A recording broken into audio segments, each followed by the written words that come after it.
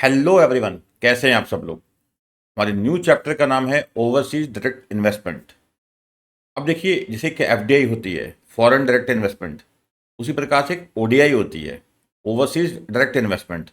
जैसे हमारी गवर्नमेंट को होता है कि बाहर से निवेश आए इंडिया में, ठीक है, ऐसे बाहर की गवर्नमेंट को भी होता है, फॉरेन कंट्रीज की भी होता है कि हाँ भी उनके देश में भी क्या है, इन्वेस्टमेंट्स आए।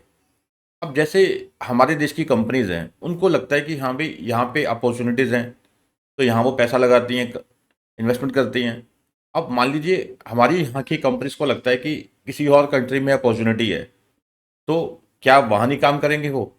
जैसे इन्फोसिस है, टाटा कंसल्टेंसी सर्विसेज हैं, तो इन्फोसिस है, टाटा कंसल्टेंसी सर्विसेज है, इंडिया में वो काम करती हैं। तो इंडिया में एक जो रिक्वायरमेंट है उसको वो मीटअप कर रही हैं। उसके अलावा वो वर्ल्ड की रिक्वायरमेंट्स को भी पूरा करती हैं। टाटा कंसल्टेंसी सर्विसेज है, विप्रो है, इन्फोसिस है, इन सब के क्या हैं कि बाहर भी इनके बड़े बड़े यूनिट्स हैं। जैसे यहाँ पे इनके ऑफिसेज हैं, ऐसे ही क्या है बाहर फॉरेन कंट्रीज में, जैसे यूएसए में भी इनके बहुत बड़े बड़े इनके वहाँ पे भी क्या है ऑफिसेज हैं, जहाँ पे क्या है कि ये वहाँ के लोगों को सर्विसेज देते हैं, वहाँ की कंपनीज को भी सर्विसेज देते हैं। ठीक है। तो फॉरेन डायरेक्ट इन्वेस्टमेंट, जैसे हम इंडिया के पॉइंट ऑफ व्यू से बात करें, तो बाहर की कंट्री इंडिया में पैसा लगाती है, इंडिया में प्लांट सेटअप करती है। जैसे सैमसंग इंडिया प्राइवेट लिमिटेड, तो सैमसंग तो बाहर की कंपनी है, उसने यहाँ पे अपना ऑफिस खोला, यहाँ प्रोडक्शन स्टार्ट की, मैन्युफैक्चरिंग प्लांट लगाए। ठीक है। तो ये क्या है, एफडीआई है हमारे लिए, फॉरेन डायरेक्ट इन्वेस्टमेंट। यही एक पर्सन रेजिडेंट इन इंडिया, यहाँ की कोई कंपनी, यहाँ का कोई इंडिविजुअल, यहाँ कोई एलएलपी वगैरह बाहर विदेशों में निवेश करती हैं, इन्वेस्टमेंट करती हैं, तो उसे हम क्या बोलते हैं, ओडीआई, ओवरसीज डायरेक्ट इन्वेस्टमेंट। मैं आपको बता दूं, यहाँ पे थोड़ी सी जो टर्म्स हैं, ठीक है, यहाँ पे थोड़ी सी जो टर्म्स हैं, शब्दावली शब्दावली है, टर्मिनोलॉजी है, वो थोड़ी सी आपको लगेगा टेक्निकल है। बट अगर आप ध्यान से सुनते जाएंगे, अगर आप ध्यान से इस चैप्टर को सुनते जाएंगे, और दो बार आपको ये रिवाइज करना पड़ेगा, मैं बाकी कहता हूँ चलो एक बार रिवाइज कर लो चल जाएगा, पर इसको क्या है कि पढ़ने यहाँ से क्लासेस लगाने के बाद, ठीक है, मेरी क्लास अटेंड करने के बाद एटलीस्ट आपको दो बार ये पढ़ना पड़ेगा, तब जाके आपके दिमाग में सारी बातें बैठेंगी। ठीक है, छोटा सा चैप्टर है, अराउंड 50%, बहुत ईजी है।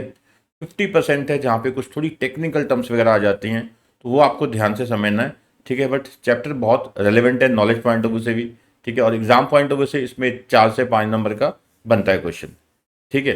तो आपको ये कॉन्सेप्ट समझ लगा, एफडीआई एंड ओडीआई का। फॉरेन डायरेक्ट इन्वेस्टमेंट मतलब बाहर की कोई कंपनी इंडिया में इन्वेस्ट कर रही है, ठीक है, यहाँ की कंपनी बाहर इन्वेस्ट कर रही है, that is ODI, overseas direct investment. अब उसमें भी कई प्रकार की बातें होती हैं, फाइनेंशियल कमिटमेंट्स होती हैं, ओवरसीज पोर्टफोलियो इन्वेस्टमेंट्स होती हैं। ठीक है, वो अब हम पढ़ेंगे धीरे धीरे करके। ठीक है, ओवरसीज इन्वेस्टमेंट में भी कई चीज़ें हैं, ओडीआई है, ओपीआई है, फाइनेंशियल कमिटमेंट है।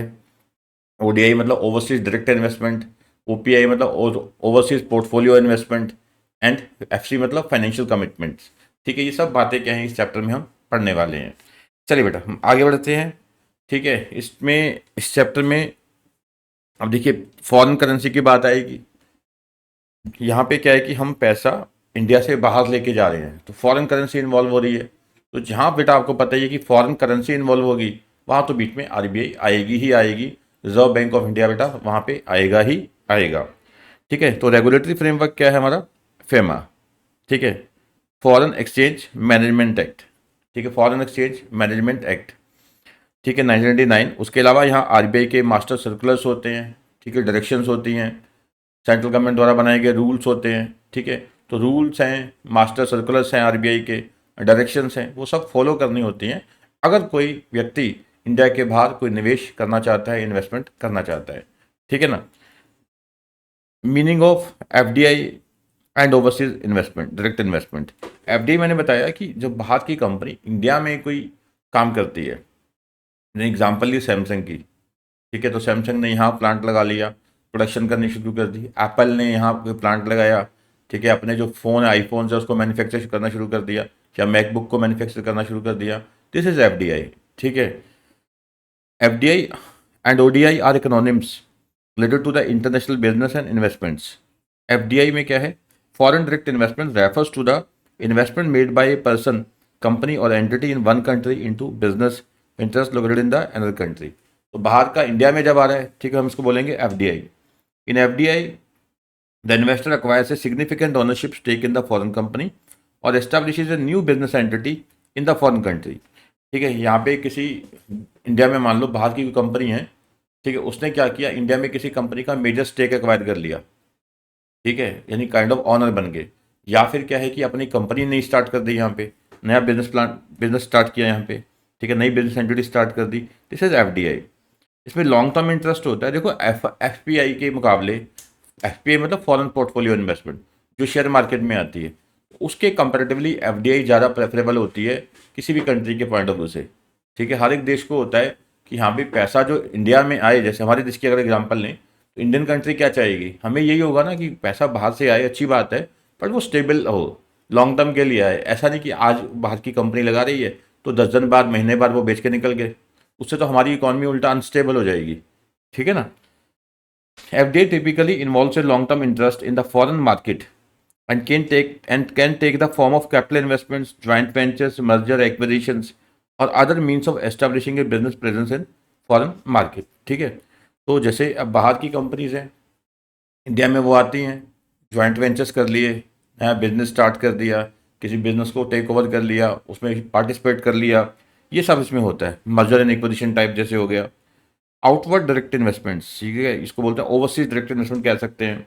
ये क्या, refers to investment made by domestic entity, जैसे हमारी यहाँ की एंटिटी बाहर पैसा लगा रही है। एफडीआई का उल्टा कर दो, एफडीआई फॉरेन से इंडिया में आ रहा है, ओडीआई इंडिया से बाहर जा रहा है। ठीक है, ODI refers to investment made by domestic entity, usually a company और इन्वेस्टर इन द बिजनेसेस और assets located in foreign countries.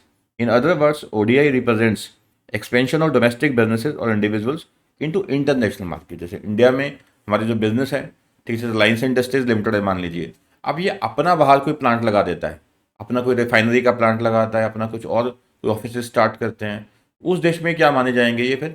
ठीक है, उनके हिसाब से एफडीआई होगा, हमारे हिसाब से ओडीआई हो जाएगा, ओवरसीज डायरेक्ट इन्वेस्टमेंट। ठीक है, by investing in foreign companies, subsidiaries और projects, ODI allows domestic entities to diversify their holdings, gain access to new markets और take advantage of business opportunities abroad. बिल्कुल सही बात है। जैसे बाहर की कंपनीज यहाँ पे आती है, काहे को आती हैं? घूमने फिरने आती हैं? नहीं, उनको दिखता है कि इंडिया में अपॉर्चुनिटीज़ हैं, इंडिया में कस्टमर है, इंडिया में डिमांड है, ठीक है, इंडिया में प्रोडक्ट बिक सकता है हमारा, इंडिया से प्रॉफिट कमा सकते हैं। That's why they come hair.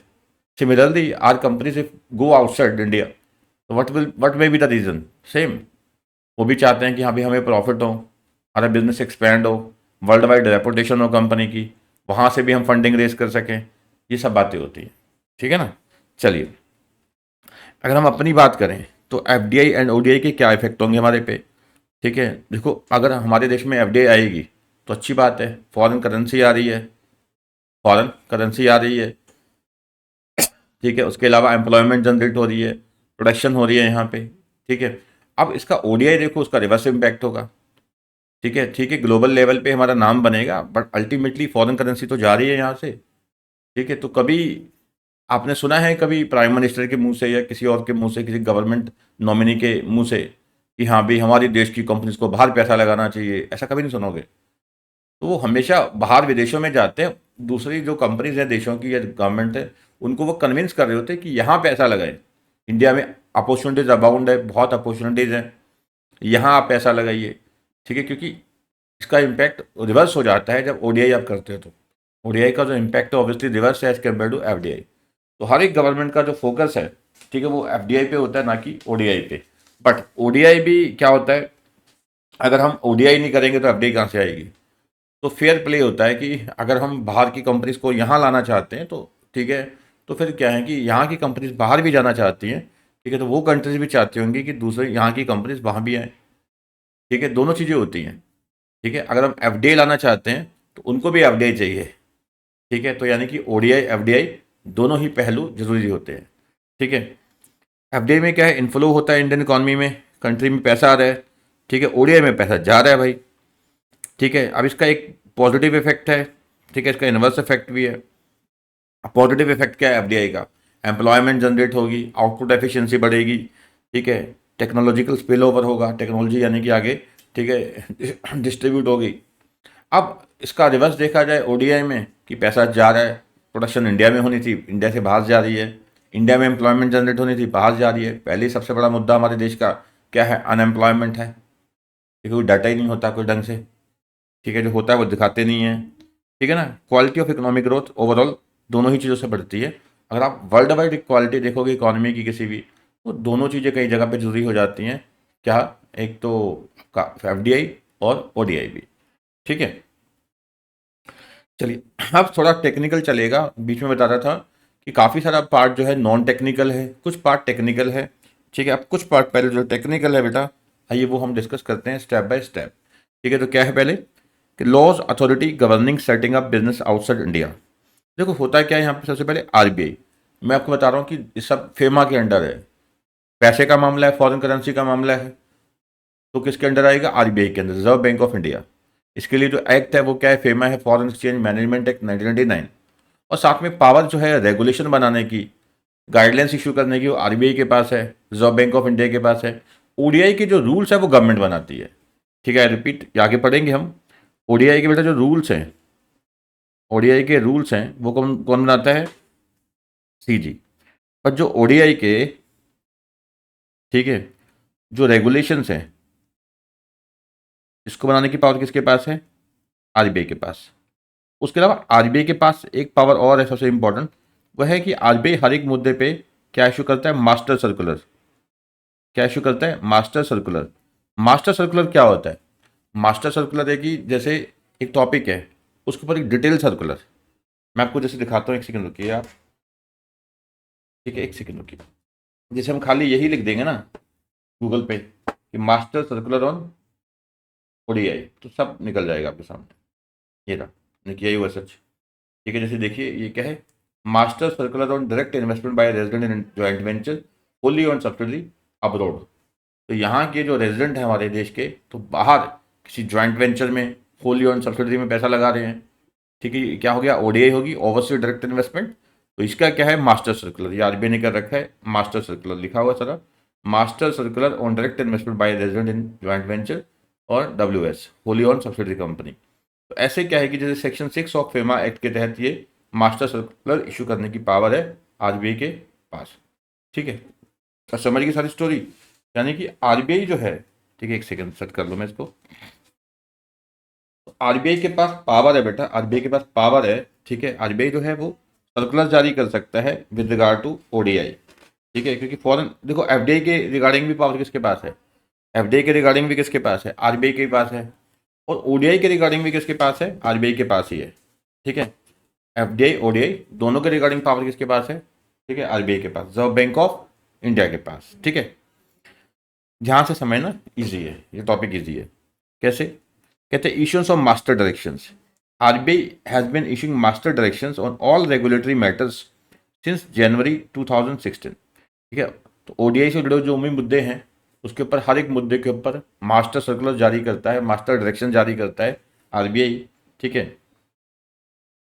Content consolidation, the master direction consolidate instructions on rules or regulations framed by RBI under various acts including banking issues and foreign exchange transaction, ठीक है। तो content consolidation मतलब क्या है? RBI जब direction जारी करता है तो उसमें बताता है कि यहाँ पे ये मतलब एक टॉपिक कंटेंट है, जैसे एक कंटेंट है मान लीजिए इस बैंकिंग का, कि बैंकिंग ट्रांजेक्शन जो है ODI के रिगार्डिंग, जो बैंकिंग जो ट्रांजेक्शन है वो कैसे हैंडल की जाएंगी, ओवरसीज डायरेक्ट इन्वेस्टमेंट के रिगार्डिंग जो बैंकिंग ट्रांजेक्शन है वो कैसे हैंडल की जाएंगी।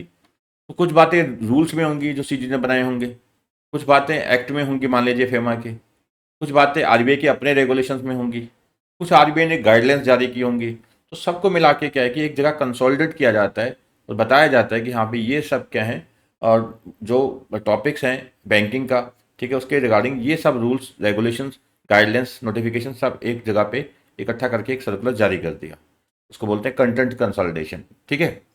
सब्जेक्ट स्पेसिफिक डायरेक्शन, वही हम बात कर रहे हैं। हर एक सब्जेक्ट के ऊपर क्या है कवर किया जाता है एक वन मास्टर डायरेक्शन के साथ। वन मास्टर डायरेक्शन यानी वाइवो सर्कुलर जैसे, each subject matter is covered by one master direction which includes all relevant instruction on that subject.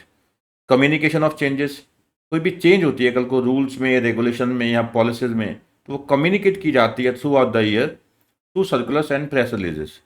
RBI circular निकालता है, प्रेस रिलीज निकालता है, कम्युनिकेट करता है कि हाँ भाई ये बदलाव आए हैं रूल्स में, रेगुलेशंस में, नोटिफिकेशन जो भी चेंजेस आई हैं, ठीक है ना। Regular updates, master directions are updated whenever there is a change in rules, regulations और पॉलिसीज। कुछ भी मास्टर डायरेक्शन में कुछ चेंज आएगा तो उसको ऑब्वियसली कम्युनिकेट किया जाएगा, रेगुलरली अपडेट किया जाएगा। अब ये सारी जो मास्टर डायरेक्शंस वगैरह हैं ये सिंपल है, आरबीआई की वेबसाइट पे जैसे मैंने दिखाया आपको, तो RBI.gov.in जो आरबीआई की वेबसाइट है उस पर ईजिली अवेलेबल होती हैं, throughout the year available है हर time. All changes are reflected in the master directions available on RBI website along with the dates on which the changes were made. जैसे हम देख रहे थे कि हाँ भी डेट भी डाली हुई है, तो डेट भी डाली होती है भी हाँ भी इस दिन ये चेंज हुआ है, ठीक है, ये चेंजेस हुई हैं, ठीक है, सब ये अपडेटेड चेंजेस आपको आरबीआई की वेबसाइट पे अवेलेबल हो जाएगी। और सिंप्लीफिकेशन थ्रू FAQs, तो फ्रीक्वेंटली आस्क क्वेश्चन, उनको पता होता है कि हाँ भाई ये क्वेश्चंस आते हैं, यूजुअली पूछे जाते हैं, और ये पूछे बीच में मान लो जा रहे हैं तो उसके बेसिस पे FAQ जारी किए जाते हैं, और FAQ रेगुलरली क्या है कि अपडेट भी किए जाते हैं जिससे किसी की जो क्वेरीज हैं वो रह ना जाए, ठीक है। चलिए, explanations of rules and regulations are issued as FAQs in easy to understand language whenever necessary following the issuance of master directions।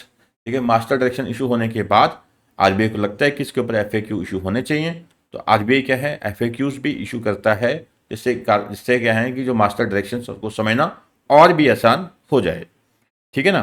तो आपको ये मास्टर डायरेक्शन समझ आ गया।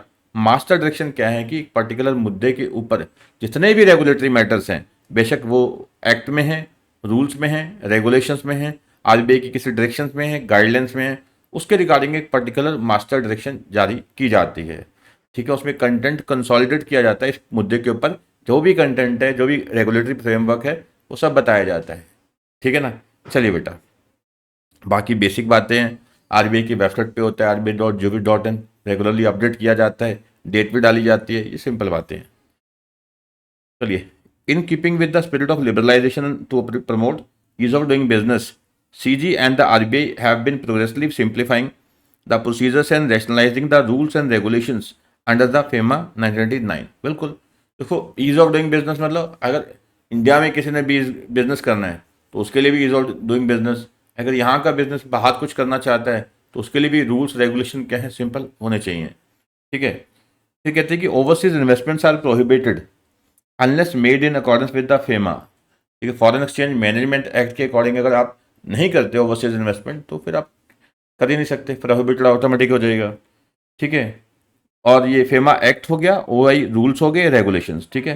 तो कहते हैं कि जब भी आप ओवरसीज इन्वेस्टमेंट करते हो तो जो ओवरसीज इन्वेस्टमेंट्स हैं तो फेमा के अकॉर्डिंग होनी चाहिए, फॉरेन एक्सचेंज मैनेजमेंट एक्ट, और जो रूल्स हैं OI के, OI रूल्स हैं, OI रेगुलेशंस हैं, ठीक है, इसके अकॉर्डिंग होने चाहिए, ठीक है। तो आप इसकी कोई वायलेशन ना कीजिए, ठीक है ना।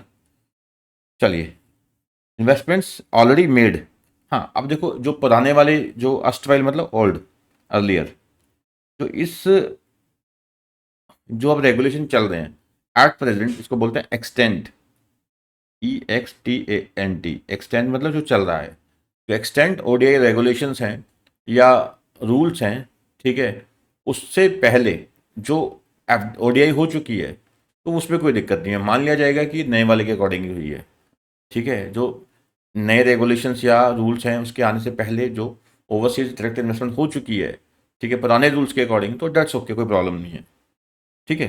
तो फेमा 1999, ये सेक्शन 6 है फेमा का, जो पावर देता है आरबीआई को स्पेसिफाई करने की, गवर्नमेंट के साथ कंसल्ट करके, classes of permissible capital account transactions and limits up to which the foreign exchange is admissible for such transaction, ठीक है। ये आपका ग्रुप 2 का जो आपका EBIP है, ठीक है, उसमें ही है, ठीक है, कि आपका जो अपना फेमा का एक्ट है, फॉरेन एक्सचेंज मैनेजमेंट एक्ट है, उसमें सेक्शन 6 है। तो ये गवर्नमेंट के पास पावर है, आपको याद होगा अगर आपने ग्रुप 2 साथ में कर रहे हो, अगर नहीं कर रहे मैं बताता हूँ।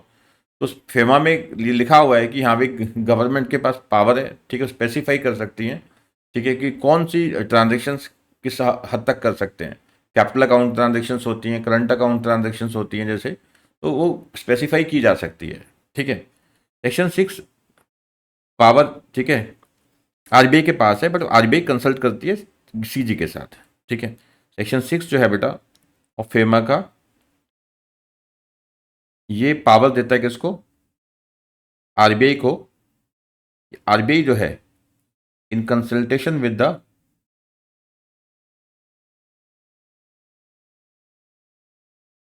गवर्नमेंट स्पेसिफाई कर सकती है क्या? लिमिट्स किस चीज़ की? करंट अकाउंट ट्रांजेक्शन या capital account transaction. Current account क्या होता है? जो रूटीन, जैसे बच्चे बाहर पढ़ने के लिए जाते हैं, कोई इलाज कराने जाता है मेडिकल के लिए, ठीक है, कोई टूरिस्ट के लिए जाता है, टूरिस्ट जाता है, ठीक है, तो ये करंट अकाउंट ट्रांजेक्शन्स होती हैं, ठीक है। और जो कैपिटल अकाउंट ट्रांजेक्शन क्या है, जैसे हम जो पढ़ रहे हैं चैप्टर, कि बाहर इन्वेस्टमेंट करना हो गया, बाहर शेयर्स खरीदना, प्रॉपर्टी खरीदना, ये सब कैपिटल अकाउंट ट्रांजेक्शन में आता है, ठीक है।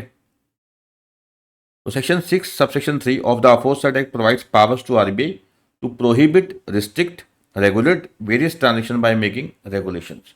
तो आरबीआई के पास पावर है रूल्स अपना रेगुलेशन बनाने की, ठीक है। तो उसी तरीके से क्या है कि वो ये भी कह सकता है आरबीआई कि हाँ भाई ये वाली इन्वेस्टमेंट जो है प्रोहिबिटेड है। जैसे हम पढ़ेंगे आगे जाके, जैसे रियल एस्टेट में हो गया, गैम्बलिंग हो गया, स्पेकुलेटिव एक्टिविटी है, तो कुछ एक सेक्टर्स ऐसे हैं जहाँ पे क्या है कि ओवरसीज डायरेक्ट इन्वेस्टमेंट नहीं की जा सकती, ठीक है। तो in exercise of the above powers RBI has issued FEMA Overseas Investment Rules 2022 and FEMA Overseas Investment Regulations 2022, ठीक है, FEMA Overseas Investment Directions 2022। तो रूल्स हैं, रेगुलेशंस हैं, डायरेक्शंस हैं, इसके जरिए क्या है ओवरसीज डायरेक्ट इन्वेस्टमेंट रेगुलेट की जाती हैं, ठीक है। Changes brought about through the new rules and regulations are summarised below. Actually इससे पहले कुछ रूल्स है 2022 के हैं ये, तो ठीक है, इससे पहले जो नियम थे, ठीक है, उसमें के कंपैरेटिवली, सॉरी, उसके कंपैरेटिवली क्या चेंजेस हुई हैं, ठीक है। जो नए वाले रूल्स एंड रेगुलेशंस है, इसमें क्या खास बात है एज कंपेयर टू ओल्ड जो है अस्टवाइल जो, ठीक है, रूल्स रेगुलेशंस हैं। नए में क्या है, एक तो कुछ डेफिनेशंस के रिगार्डिंग एनहांस क्लैरिटी है, पुराने वाले में कुछ क्लैरिटी कम होगी, तो उसके comparatively new rules and regulation में क्लैरिटी ज़्यादा की गई है। उसके अलावा नया एक कॉन्सेप्ट लाया गया स्ट्रेटेजिक सेक्टर, वो पढ़ेंगे हम, एग्जाम के लिए रेलेवेंट भी है, ठीक है। जैसे ऑयल सेक्टर हो गया, नेचुरल रिसोर्सेज सेक्टर हो गया, सबमरीन केबल सिस्टम हो गया, ठीक है। तो एक नया कॉन्सेप्ट इंट्रोड्यूस किया गया है न्यू रूल्स एंड रेगुलेशन में, strategic sector dispensing with the requirement of approval for. अब कुछ एक बातें हैं ABCD, इनमें क्या है कि जो पहले क्या था, अप्रूवल चाहिए होती थी, ठीक है, गवर्नमेंट की, वो ख़त्म कर दी गई है। जैसे डेफर्ड पेमेंट ऑफ कंसिडरेशन, ठीक है, कंसिडरेशन है उसकी पेमेंट बाद में लेना है, तो उसके लिए अप्रूवल चाहिए। Investment disinvestment by person resident India under investigation by investigating agency regulatory body, ठीक है। पहले ये था कि आपको अगर इन्वेस्टिगेशन चल रही है कोई, ठीक है, किसी पर्सन इन इंडिया, पर्सन जो रेजिडेंट इंडिया है, PRI है, उस पर किसी प्रकार की कोई इन्वेस्टिगेशन चल रही है, ठीक है, बाय द इन्वेस्टिगेटिंग एजेंसी या रेगुलेटरी बॉडी, तो उसको बाहर जब इन्वेस्टमेंट करनी है या डिसइन्वेस्टमेंट करनी है, खरीदना या बेचना है, उसके लिए क्या था, पहले अप्रूवल चाहिए थी, तो वो भी खत्म कर दी गई है। Issuance of corporate guarantees to और ऑन बिहाफ ऑफ सेकंड और subsequent level step down subsidiary, वो भी पढ़ेंगे स्टेप डाउन सब्सिडरी क्या होता है। जब आप कहते हैं कि स्टेप डाउन सब्सिडरी के लिए या उसके बिहाफ पे, स्टेप डाउन सब्सिडरी को या उसके बिहाफ पे पहले कोई कॉर्पोरेट गारंटी इशू करते थे, तो उसके लिए अप्रूवल चाहिए थी, वो भी खत्म कर दी। अब right of on account of disinvestment, जैसे आपने बाहर पैसा लगा रखा है, ठीक है, अब वो मान लीजिए कंपनी में जो पैसा लगा था लॉस हो गया, कंपनी डेड होगी मान लो, ठीक है, तो उसको राइट ऑफ करना है, तो उसके लिए अप्रूवल चाहिए थी, ठीक है, तो वो खत्म कर दिया। Introduction of late submission fee for reporting delays, अगर आप रिपोर्टिंग करनी होती है आरबीआई को, उसमें डिले करते हैं, तो लेट सबमिशन फीस का कॉन्सेप्ट नया लाया गया है, ठीक है। तो नए कॉन्सेप्ट क्या है इसमें, एक स्ट्रेटेजिक सेक्टर का कॉन्सेप्ट नया आ गया, लेट सबमिशन फी का कॉन्सेप्ट नया आया, ठीक है। उसके अलावा कुछ एक चीज़ें खत्म कर दी गई, जहाँ पे अप्रूवल चाहिए थी 4 केसेस में, वो 4 केसेस की अप्रूवल खत्म कर दी गई। डिसइन्वेस्टमेंट में जब राइट ऑफ करना था वो खत्म कर दिया गया, ठीक है। PRI को जब बाहर इन्वेस्टमेंट करनी होती थी पहले, अगर वो अंडर इन्वेस्टिगेशन है, तो उसको अप्रूवल पहले लेनी होती थी, वो खत्म कर दी, ठीक है। अगर कोई कंसिडरेशन आना है बाहर से, तो उसके लिए पेमेंट अगर डेफर कर दी गई है, डेफर करनी है पेमेंट, तो उसके लिए अप्रूवल चाहिए थी, ठीक है। स्टेप डाउन सब्सिडरी को या उसके बिहाफ पे कोई कॉर्पोरेट गारंटी देनी है, तो वहाँ अप्रूवल चाहिए थी, तो वो खत्म कर दी, ठीक है ना। अब जो हम बात कर रहे हैं कि नया कॉन्सेप्ट ऐड किया गया है न्यू रूल्स एंड रेगुलेशन में स्ट्रेटेजिक सेक्टर का, तो क्वेश्चन है कि ये स्ट्रेटेजिक सेक्टर होता क्या है, ठीक है। देखो नाम से ही पता लग रहा है स्ट्रेटेजिक सेक्टर क्या है, ठीक है। जो एक कह सकते हैं कि एक देश के लिए एक जिसकी एक स्ट्रेटेजिक इंपॉर्टेंस होती है जिन चीज़ों की, जैसे हमारे देश के लिए क्या है, कोयला हो गया, डिफेंस हो गया, सबमरीन केबल, जैसे जो ऑयल जो ना सीज होते हैं, समुंदर होते हैं, ओशंस होते हैं, उसमें से एक जो केबल्स निकलते हैं इलेक्ट्रिक एनर्जी ट्रांसफर करने के लिए, उसको सबमरीन केबल बोल देते हैं, टेलीकम्युनिकेशन पर्पस के लिए या इलेक्ट्रिकल एनर्जी ट्रांसफर करने के लिए उसे क्या बोलते हैं, सबमरीन केबल सिस्टम बोल देते हैं। बाहर, ठीक है, और हमारी कोशिश क्या होती है, ठीक है, स्टार्टअप में पैसा है, ऑयल हो गया, गैस हो गया, मिनरल रिसोर्सेज हो गए हमारे लिए, डिफेंस हो गया, ये सब हमारे लिए क्या है, स्ट्रेटेजिक सेक्टर है। ठीक है, तो ऐसे ही बाहर के लिए भी क्या होते हैं, ये भी स्ट्रेटेजिक सेक्टर हैं। ठीक है, तो अच्छे से समझना, ये एग्जाम के लिए बहुत रिलेवेंट है। Strategic sector includes energy and natural resources sectors such as oil, gas, coal, mineral oils, submarine cable system, startups and any other sector और sub sector deem fit by the CG. ठीक है, तो strategic sector में क्या आएगा, कुछ energy है या कुछ नेचुरल रिसोर्सेज हो गया।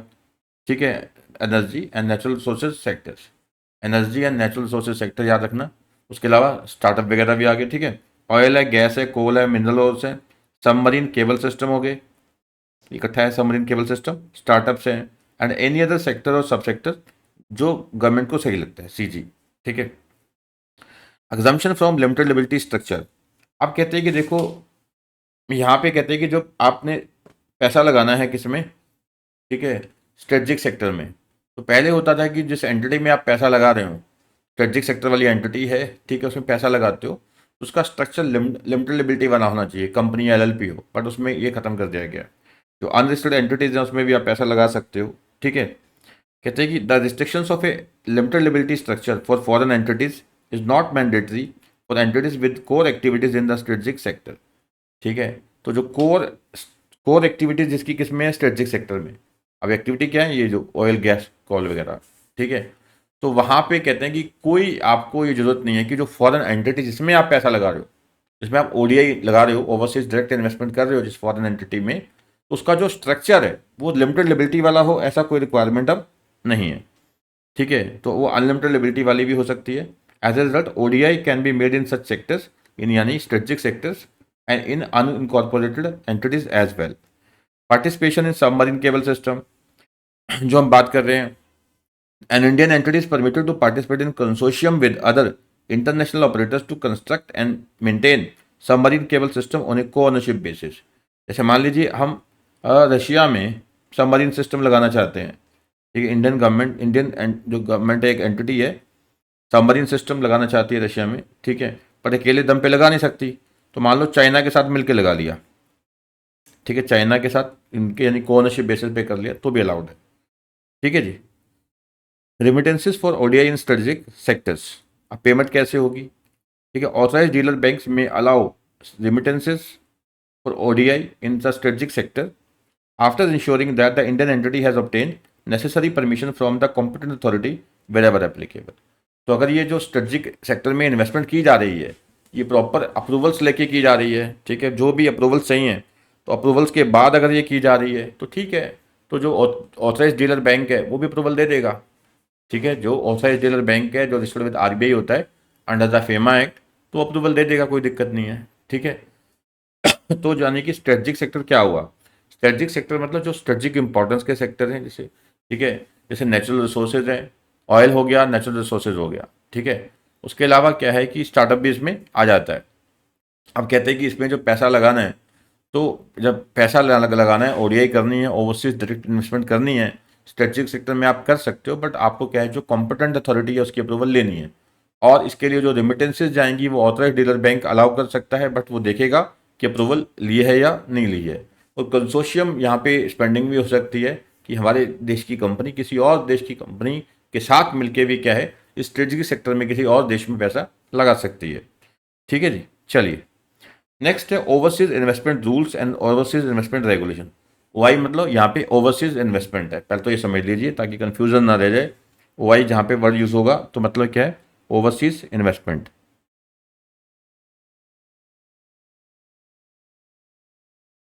ओवरसीज इन्वेस्टमेंट कहते हैं OI rules versus OI regulations. Aspect क्या है, ओआई रूल्स में और ओआई रेगुलेशन में। ठीक है, अब पहली बात तो जो रूल्स हैं, ओवरसीज इन्वेस्टमेंट के रूल्स हैं, फ्रेम कौन करती है? सीजी। बट हाँ, उसको चलाना, बाकी का एडमिनिस्ट्रेशन करना ये आरबीआई के हाथ में है। पर जो ओआई रेगुलेशंस होते हैं, रेगुलेशन दोनों ही किसके हाथ में है? बनाना और चलाना आरबीआई के हाथ में है। ठीक है, framed bye CG and administrated by RBI. ये फ्रेम प्लस एडमिनिस्ट्रेशन दोनों ही किसके पास है? आरबीआई के पास है। और रेगुलेटरी फ्रेमवर्क कवर करता है ये जो ओवरसीज इन्वेस्टमेंट रूल्स हैं, रूल्स में क्या होता है? रेगुलेटरी फ्रेमवर्क है। और जो रेगुलेशन है उसमें इम्प्लीमेंटेशन होती है, ऑपरेशनल एस्पेक्ट्स होते हैं। ठीक है, ये provides the regulatory framework for making overseas investment. जो रेगुलेशन है ये प्रोवाइड करते हैं operational aspects of overseas investment. अच्छे से समझ लो, इसको याद भी कर लो। ठीक है, जो रूल्स हैं ये बात बेसिकली रेगुलेटरी फ्रेमवर्क की करते हैं, भी क्या अप्रूवल्स चाहिए, और रेगुलेशन मतलब ऑपरेशनल एस्पेक्ट्स हैं। अब वो क्या होते हैं सर? वो देखिए, provide the regulatory framework and legal basis for overseas investment. किस लीगल बेसिस पे आप इन्वेस्ट कर सकते हो? यहाँ पे ऑपरेशनल एस्पेक्ट्स हैं, वो भी हम डिस्कस करेंगे क्या है। And procedural requirement for overseas investment, ये कौन सा फॉर्म लगेगा, कितनी फीस लगेगी, इससे सब। ठीक है, अब इसमें कवर क्या होता है रूल्स में? परमिशंस, कौन सी परमिशन चाहिए, किससे चाहिए? ठीक है, गवर्नमेंट से चाहिए क्या? ठीक है, या फिर आरबीआई से चाहिए। Covers permissions, conditions for making overseas investment, restrictions on ODI, pricing guidelines क्या होंगी, transfer, liquidation, restructuring of ODI. ठीक है, भी कल को पैसा लगाना है, कैसे लगाना है, कल को कंपनी बाहर लिक्विडेशन होती है उसकी कैसे होगी उसकी। ठीक है, यहाँ पे तो क्या है, जो ऑपरेशनल बातें हैं सारी। ठीक है, covers condition for undertaking financial commitment other than by investment in the equity capital, consideration in case of acquisition, transfer of equity capital of foreign entity, mode of payment कैसे होगा, obligations क्या आएंगी PRI की, reporting requirement क्या होगी, consequences of delay in reporting and restrictions on further FC transfer. मतलब कहने के बाद क्या है कि यहाँ पे जो फोकस है वो रेगुलेटरी फ्रेमवर्क पे है। ठीक है, यहाँ पे गाइडलाइंस है। ठीक है, और जो ट्रांसफर कैसे होगा, लिक्विडेशन है, रिस्ट्रक्चरिंग है, वो चीज़ें हैं, रिस्ट्रक्चरिंग है कैसे। ठीक है, यहाँ पे जो सारा का सारा फोकस है, ये सारा फोकस किसके ऊपर है बेटा? ये है ऑपरेशनल रिक्वायरमेंट पे, ऑपरेटिंग जो रिक्वायरमेंट्स हैं उसके ऊपर। ठीक है, कंटेंट ये broader range of topics cover करता है, इंक्लूडिंग इन्वेस्टमेंट की कंडीशंस क्या है, रिस्ट्रिक्शंस क्या है। इसका फोकस मेनली क्या होता है? फाइनेंशियल कमिटमेंट्स के ऊपर, रिपोर्टिंग के ऊपर एंड रिलेटेड ऑब्लिगेशंस। ठीक है, यहाँ पे जो फोकस है ओआई रेगुलेशन जो आरबीआई बनाती है और रेगुलेट करती है। ठीक है, इसमें फाइनेंशियल कमिटमेंट्स के ऊपर फोकस होता है, वो हम पढ़ेंगे नेक्स्ट टॉपिक में ही। फाइनेंशियल कमिटमेंट्स क्या होती है? ठीक है, रिपोर्टिंग एंड रिलेटेड ऑब्लिगेशंस। ठीक है, तो ओआई जो रूल्स हैं वो फ्रेम करेगी सीजी। ठीक है, उसको ऑपरेट कौन करेगा? आरबीआई। और जो रेगुलेशंस है उसको फ्रेम प्लस उसकी इम्प्लीमेंटेशन यानी उसको चलाना, ठीक है, दोनों ही किसकी जिम्मेवारी है? आरबीआई की है। और जो ब्रॉड है वो आरबीआई के, सॉरी, ओआई रूल्स होते हैं। और जो क्या नाम है आपका, रेगुलेशंस है ओआई की, ये थोड़ा नैरो है एज कम्पेयर टू रूल्स। और इसमें रेगुलेटरी फ्रेमवर्क होता है। ठीक है, रूल्स में उसमें क्या होता है, रेगुलेशन में जो ऑपरेशनल फ्रेमवर्क होता है।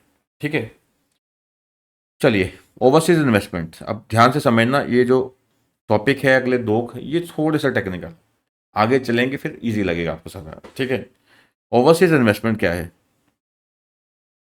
कहते हैं ओवरसीज इन्वेस्टमेंट या ओवरसीज ओआई एक ही बात है। ठीक है, उसका बस एब्रीवेशन है। Means the financial commitment and overseas portfolio investment by PRI. ठीक है, ओवरसीज इन्वेस्टमेंट क्या हो गई? Financial commitment plus OPI, overseas portfolio investment. Financial commitment plus overseas portfolio investment. ठीक है, इसे क्या बोलते हैं? Overseas investment, overall overseas investment. ठीक है, अब आगे ध्यान समझना कि फाइनेंशियल कमिटमेंट क्या होती है, ओवरसीज पोर्टफोलियो इन्वेस्टमेंट क्या होती है। अब यहाँ पे कहते हैं ओवरसीज पोर्टफोलियो इन्वेस्टमेंट तो क्या है? मीन्स सारी कोई भी इन्वेस्टमेंट ओडीआई को छोड़ के, other than overseas direct investment. जैसे हमारी एफडीआई होती है ऐसी ओडीआई होगी। एफडीआई क्या है कि यहाँ पे प्लांट वगैरह लगाना होगा एक तरह से। ठीक है, पोर्टफोलियो इन्वेस्टमेंट क्या होती है? जैसे शेयर्स खरीद लेना सेकेंडरी मार्केट में, वो पोर्टफोलियो इन्वेस्टमेंट हो जाती है। ठीक है, अब कहते हैं कि ओवरसीज डायरेक्ट इन्वेस्टमेंट क्या है? ओवरसीज डायरेक्ट इन्वेस्टमेंट क्या है? जैसे प्लांट वगैरह लगाना मैंने बताया। ठीक है, यहाँ पे तो क्या है कि जैसे हम बाहर की कोई कंपनी है उसी को अक्वायर कर लिया। ठीक है, उसी में स्टेक अक्वायर कर लिया डायरेक्ट हमने, वो हो गया। ठीक है, या फिर क्या है कि हमने अपने ही वहाँ पे नई कंपनी बना के बिजनेस स्टार्ट कर दिया। ठीक है, ऐसा overseas direct investment means the acquisition of unlisted equity capital ठीक है, एक तो हम क्या करते हैं, अक्वायर कर लेते हैं अनलिस्टेड इक्विटी कैपिटल। ठीक है, जो कंपनी अनलिस्टेड है उसकी इक्विटी कैपिटल अक्वायर करना हो गया, या फिर फॉरेन एंटिटी के मेमोरेंडम को सब्सक्राइब करना, यानी मेंबर बन जाना डायरेक्टली। कंपनी नहीं बनी, उसमें हम मेंबर बन गए, पहला ये। दूसरा ये। तीसरा, इन्वेस्टमेंट इन 10% और more of the listed securities. Company listed है तो उसमें हम 10% या उससे ज़्यादा इन्वेस्टमेंट एक्वायर कर लेते हैं, शेयर्स एक्वायर करते हैं। या फिर इन्वेस्टमेंट तो लेस देन 10% है लिस्टेड एंटिटी में, बट कंट्रोल हमारे पास है, कंट्रोल आ जाना। ठीक है, it may be possible to argue that the control is possible without infusion of capital. होता है ऐसे ही। ठीक है, जहाँ पे आपके पास मेजोरिटी या फिर सारे के सारे डायरेक्टर्स को अपॉइंट करने की पावर है, रिमूव करने की पावर है, या मैनेजमेंट डिसीजन लेने की पावर है, तो उसको हम कंट्रोल बोल देते हैं। ठीक है, accordingly where a foreign entity is set up without any outward remittance of cash, कि मान लीजिए बाहर हमने एक कंपनी बना ली बट पैसा कुछ भी नहीं गया हमारा। For example, in Delaware where a company can be incorporated without capital contribution and the Indian resident has control of such entity, the transaction should qualify as an ODI. Similarly, a gift of controlling shares of foreign entity from a non-resident to a resident may also result in resident having made ODI into the foreign entity। बड़ी शानदार बात है, ध्यान से समझना। कहते हैं कि देखो ओडीआई क्या है, ओवरसीज डायरेक्ट इन्वेस्टमेंट क्या है। एक तो बाहर मान लीजिए कंपनी क्या है, अनलिस्टेड है, तो आपने इसमें इसको अक्वायर कर लिया। ठीक है, या कंपनी है तो लिस्टेड है, तो दो तरीके से आप इसमें ओडीआई कर सकते हैं। या आपने 10% से ज़्यादा के शेयर्स एक्वायर कर लिया, स्टेक एक्वायर कर लिया, या स्टेक तो 10% से कम है। ठीक है, बट आपके पास क्या आ गया, कंट्रोल आ गया। आया क्या आपके पास, कंट्रोल। आपने कंट्रोल एक्वायर कर लिया। अब कहते हैं कि ये शेयर्स, ये जरूरी नहीं है कि आप डायरेक्ट खरीद रहे हैं, ऐसा भी हो सकता है। ठीक है, ऐसा भी हो सकता है कि ये जो शेयर्स हैं, ठीक है, जो इक्विटी है, आपको किसी नॉन रेजिडेंट ने गिफ्ट कर दी हो। ठीक है, आपका कोई रिलेटिव है बाहर, मान लीजिए उसके वहाँ पे कंपनी है, ठीक है, फॉरेन कंपनी है। ठीक है, आपका कोई रिलेटिव है, उसने आपको गिफ्ट कर दिया, उसने आपको गिफ्ट कर दिया शेयर्स में। ठीक है, तो ये भी हो सकता है। ठीक है, तो मतलब जैसे डेलावेयर में क्या होता है कि वहाँ पे आप कंपनी स्टार्ट कर सकते हो, आपने फॉरेन एंटिटी स्टार्ट कर दी, कंपनी बना ली, और पैसा कुछ भी नहीं लगाया, विदाउट कैपिटल कॉन्ट्रीब्यूशन। तो आपने कैपिटल वहाँ पे क्या है, विदाउट कैपिटल कॉन्ट्रीब्यूशन क्या है, कंपनी बना ली, वहाँ पे भी पैसा डाला ही नहीं है, डालना है। ठीक है, तो ये भी क्या एक तरह की ओडीआई है, ओवरसीज डायरेक्ट इन्वेस्टमेंट है, क्योंकि कंट्रोल आ जाना भी। ठीक है, कंट्रोल आ जाए या फिर पैसा लग जाए शेयर। ठीक है, शेयर्स में आपने लगा दिया, तो दोनों ही प्रकार से क्या है, ये ओडीआई है, ओवरसीज डायरेक्ट इन्वेस्टमेंट है। ठीक है, चलिए बेटा, तो ओडीआई में समझ गए क्या क्या है। पहला क्या है, अक्वायर करना अनलिस्टेड इक्विटी कैपिटल। दूसरा, मेमोरेंडम अक्वायर, मेमोरेंडम को सब्सक्राइब कर लेना, यानी मेंबर बन जाना। तीसरा, 10% या उससे ज़्यादा की जो सिक्योरिटीज हैं उसको अक्वायर कर लेना। या इन्वेस्टमेंट तो 10% से कम है बट कंट्रोल हमारे हाथ में आ रहा है। ठीक है ना। चलिए, नेक्स्ट है हमारा फॉरेन कमिट, सॉरी अपना फाइनेंशियल कमिटमेंट। तो यहाँ पे एक चीज़ याद रखना, जैसे ओवरसीज इन्वेस्टमेंट है, ठीक है, ये कैसे कैसे होती है। ठीक है, एक तो होती है फाइनेंशियल कमिटमेंट के तौर पे। ओवरसीज इन्वेस्टमेंट कैसे कैसे हो सकती है, फाइनेंशियल कमिटमेंट के तौर पे हो सकती है, या ओपीआई के तौर पे हो सकती है। अब फाइनेंशियल कमिटमेंट क्या है, ओडीआई आ गया, investment by person resident in India. एक पर्सन रेजिडेंट इन इंडिया है, वो ओडीआई में के जरिए पैसा लगा रहा है इन फॉरेन एंटिटी। एफई मतलब यहाँ पे फॉरेन एंटिटी है, ओडीआई मतलब ओवरसीज डायरेक्ट इन्वेस्टमेंट है। ठीक है, ओडीआई क्या बेटा, ये ओवरसीज डायरेक्ट इन्वेस्टमेंट है। ठीक है, एक PRI, person resident in India, invest कर रहा है ओडीआई में। ठीक है, ओडीआई के जरिए इन एफई मतलब फॉरेन एंटिटी। ठीक है, या फिर डेट है other than OPI, overseas portfolio investment. अब ओवरसीज पोर्टफोलियो इन्वेस्टमेंट क्या है, investment other than ODI, overseas direct investment को छोड़ के। मैंने बताया ना, जैसे शेयर्स होते हैं, शेयर्स अक्वायर कर लेते हैं आप। ठीक है, वो क्या बन जाते हैं, ओवरसीज पोर्टफोलियो इन्वेस्टमेंट। ठीक है, ओडीआई को छोड़ के, यानी आप बिजनेस नहीं कर रहे, ठीक है, सीधा शेयर्स बाय कर रहे हैं बस, और कोई मतलब नहीं है। Invest other than ODI in foreign securities but not in the unlisted debt instrument. ठीक है, अगर आप अनलिस्टेड डेट इंस्ट्रूमेंट एक्वायर कर रहे हैं, ठीक है, वो तो किस तरह की फिर ओपीआई टाइप बन जाएगा, ओडीआई टाइप। और any security issued by PRI we who is not in the IFSC. ठीक है, अगर आप पैसा देखिए किस में लगाते हैं, इंटरनेशनल फाइनेंशियल सर्विस सेंटर में भी लगाते हैं। जैसे हमारे देश में एक ही है, गुजरात में है इंटरनेशनल फाइनेंशियल सर्विस सेंटर, उसमें पैसा लगाते हैं तो उसको भी ओडीआई में माना जाता है, बट उसको कंडीशन से मुक्त किया गया, एग्जाम्प्ट किया गया कि ओडीआई की कंडीशंस नहीं माननी। ठीक है, आईएफएससी को भी क्या माना जाता है, एक तरह से फॉरेन टेरिटरी ट्रीट किया जाता है। इंटरनेशनल फाइनेंशियल सर्विस सेंटर को, ये हमारा सिक्योरिटी लॉ में है, capital market and security law, international financial service centre, इसको भी क्या है, फॉरेन टेरिटरी माना जाता है। ठीक है, तो यहाँ का कोई पीआरआई है हमारा देश का, जैसे वो इस पर पैसा लगाता है, इन्वेस्टमेंट करता है, तो ये भी क्या है, ठीक है, ये ओडीआई एक तरह की, पर इस पर ओडीआई के रेगुलेशन नहीं लगते। ठीक है, चलिए इसको देखते हैं एक बार, फाइनेंशियल कमिटमेंट क्या है। Financial commitment by PRI means the aggregate amount of investment by way of ODI, overseas direct investment के जरिए आप अक्वायर करते हैं। ठीक है, ओडीआई और डेट्स के जरिए। ठीक है, investment by way of overseas direct investment, overseas direct investment के जरिए। ठीक है, प्लस डेट्स में आप पैसा लगाते हो अदर देन ओपीआई। ओपीआई तो चीज़ ही अलग है, वो तो एक सेकेंडरी मार्केट का पार्ट है, पोर्टफोलियो इन्वेस्टमेंट, जैसे ना सेकेंडरी शेयर मार्केट में आप खरीदते हो, वो अलग चीज़ है। ठीक है, and non fund based facility और facilities extended by it to the foreign entities. Non fund based क्या है, जैसे एलसी इशू कर देना है किसी के फेवर में, लेटर ऑफ क्रेडिट। ठीक है, अभी आपको ध्यान से पढ़ना पड़ेगा, मैंने आपको एक बार समझा दिया है। ठीक है, फाइनेंशियल कमिटमेंट में क्या आ गया बेटा, याद रखना अच्छे से। एक तो ओडीआई आ जाएगा, ओवरसीज डायरेक्ट इन्वेस्टमेंट आ जाएगा, प्लस डेट आ जाएगा। ओवरसीज डायरेक्ट इन्वेस्टमेंट, ओपीआई छोड़ देना, ओवरसीज पोर्टफोलियो इन्वेस्टमेंट छोड़ देना, ओडीआई आ गया, डेट्स में आप पैसा लगा रहे हो। ठीक है, plus non fund based facilities, मैंने आपको समझा दिया ये क्या होता है। जैसे एलसी इशू करना है किसी के फेवर में, लेटर ऑफ क्रेडिट, किसी के बेस पे, किसी के बिहाफ पे गारंटी वगैरह देना, किसी के बिहाफ पे आप गारंटी वगैरह देते हो। ठीक है ना। चलिए, अब कहते हैं कि अगर आप किसी डेट इंस्ट्रूमेंट में इन्वेस्ट करना चाहते हो या बाहर किसी फॉरेन एंटिटी को लेंड करना चाहते हो, फॉरेन एंटिटी को लेंडिंग करना चाहते हो, ठीक है, या आप उस कंपनी के किसी डेट इंस्ट्रूमेंट में लगाना चाहते हो, तो कंडीशंस क्या हैं। कहते हैं an Indian entity may lend or invest in the any debt instrument issued by foreign entity or extend non based commitment facility commitment to और on behalf of foreign entity. ठीक है, यानी कि आप एक तरह से कह सकते हैं फाइनेंशियल कमिटमेंट की बात हो रही है यहाँ। ठीक है, अगर आप फाइनेंशियल कमिटमेंट करना चाहते हो, डेट इंस्ट्रूमेंट में पैसा लगाना हो गया, ठीक है, या फिर क्या है कि नॉन फंड बेस्ड फैसिलिटी दे रहे हो, ठीक है, यहाँ ओडीआई नहीं है, और to on behalf of foreign entity including overseas step down subsidiaries of such Indian entity.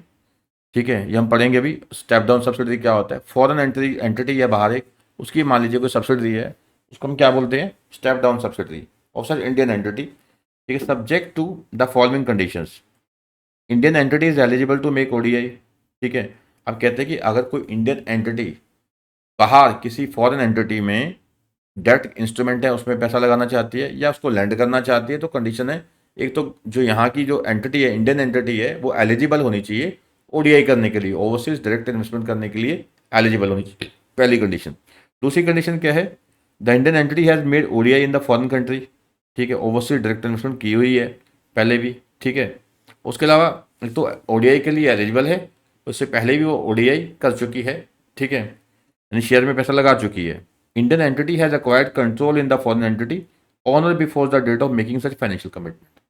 ठीक है, फाइनेंशियल कमिटमेंट में तो क्या आ रहा है, डेट आ रहे हैं, देखो ओडीआई में तो क्या आ रहा है, शेयर्स आ रहे हैं, शेयर्स, शेयर्स। उसके बाद यही company Indian entity foreign entity को, देखो एक तो है कि इंडियन एंटिटी है, यहाँ की एंटिटी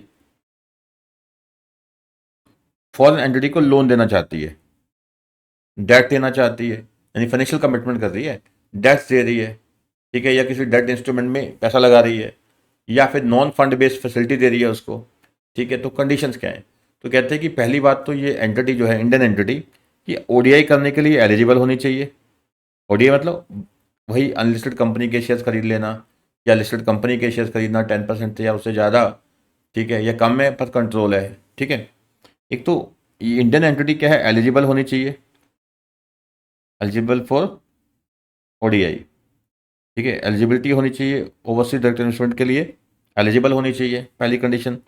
ठीक है, दूसरी कंडीशन क्या होगी यहाँ पे, ठीक है,